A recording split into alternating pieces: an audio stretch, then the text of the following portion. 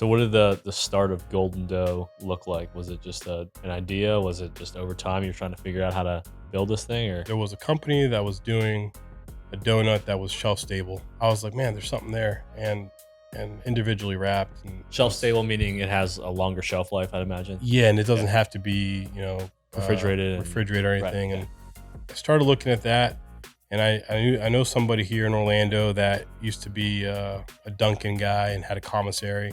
So I call him up and I'm like, hey man, I'm trying to recreate something here.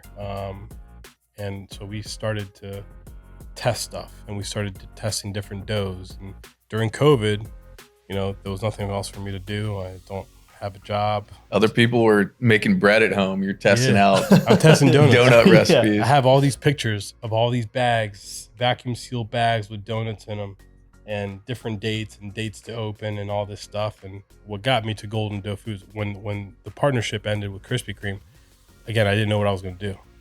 I knew I had a little bit of money to go do something, but I started looking at trades. So window washing companies. There wasn't one thing that I wouldn't look at.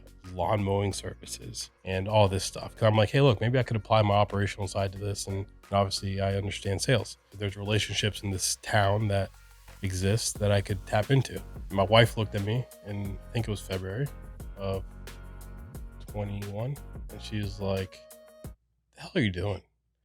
She's like, you've always wanted to have your own brand. Go and do something. Like, what happened to that donut project you were working on during COVID?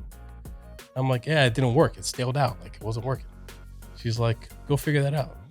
Gotta get your wife on here too. She's Seriously. the boss. And again, that was a turning point. And from that point forward, every waking minute that I had was working with our food scientists on perfecting our version of this donut.